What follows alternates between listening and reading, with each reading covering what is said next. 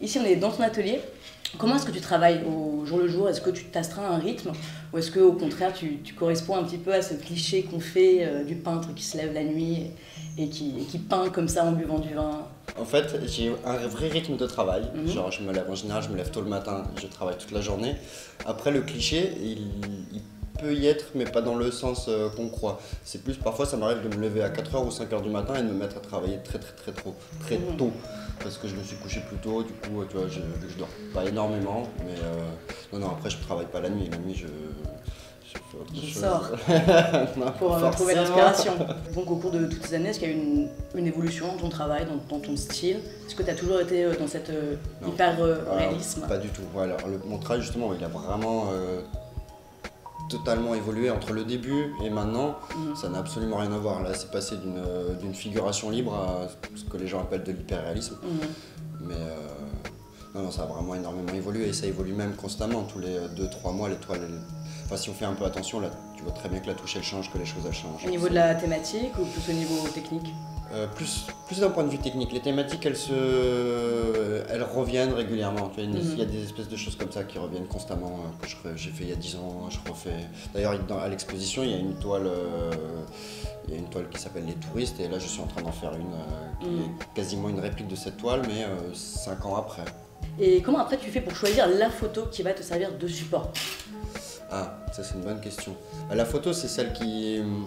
Après, une fois que les photos elles sont faites, moi forcément tu les mets sur ton ordi, tu fais toujours des présélections, donc t'élimines le maximum, et une fois que tu as les bonnes, tu les regardes en gros plan et tu essayes de voir si tout va bien ou si tout va pas bien. Des fois, tu vois, des fois il y a un détail qui merde, tu te dis ah c'est pas bon, est-ce que je peux le corriger comme ça en peinture ou pas?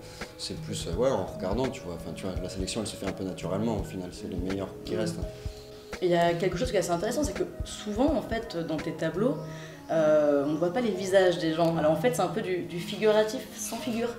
Ouais, Et ouais, mais ça reste des figures, ouais, c'est. Effectivement. je l'avais préparé celle-là. Ouais, tu l'avais préparé? Ouais, je coupe souvent les visages. Pourquoi? Alors ça, c'est une bonne question. Je pense que ça vient de mon passé de photographe. Je fais pas mal de photos. Et cette façon de cadrer, tu vois, en coupant, en fait, ça me permet d'enlever toute identification. Du coup, il reste plus que l'action.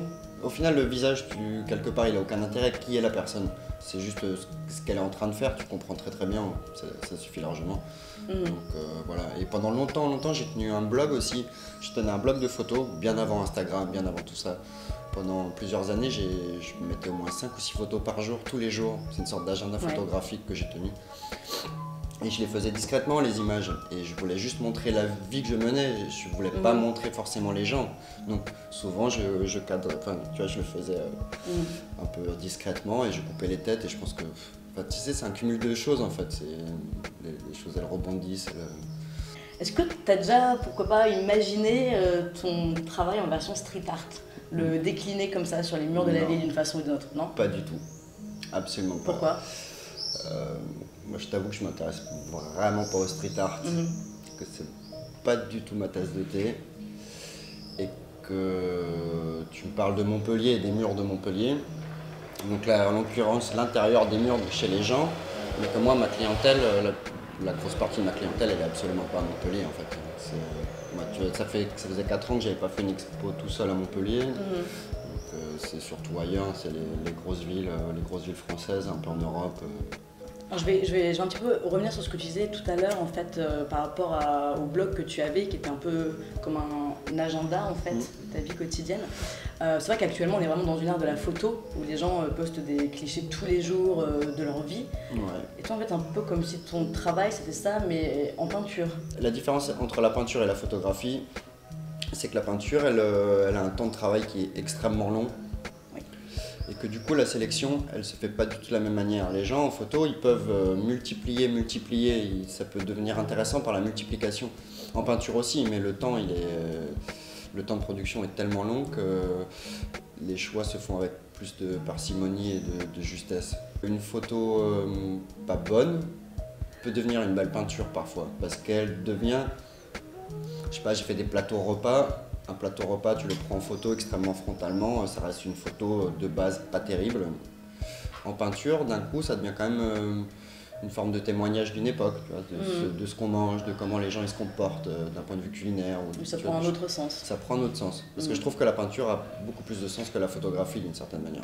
Je sais pas, la peinture c'est un peu plus que la vie, tu vois, ça donne plus de choses que... C'est la vie améliorée?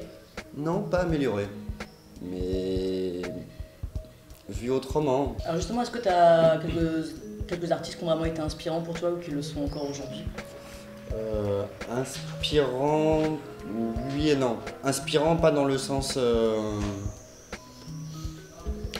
copie, mais certaines démarches, oui, m'ont inspiré, ouais, de gens. Tu veux des noms, c'est ça?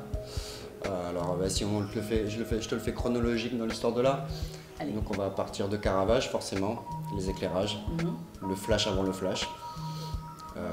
Manet, à la fois moderne et classique, avec beaucoup de nouveautés picturales. Après, il y a tout, voilà, tout le début du 19e, enfin, tu vois, les normal. Après, on peut aller jusqu'à David Hockney, que j'aime beaucoup dans sa manière de représenter les scènes et dans la façon qu'il a eu aussi de développer son travail sur toute sa vie. Comme là, tu vois, on me dit je suis hyper réaliste. Avant, on me disait je suis un pop artiste parce que mon travail ressemble à du travail pop.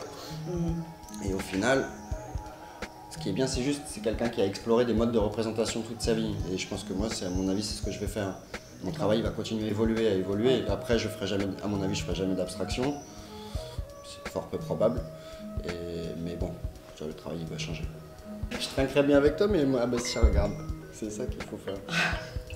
Putain, la bouteille, on la torche en deux. Allez, santé. Merci beaucoup. Pensez dans ta loup.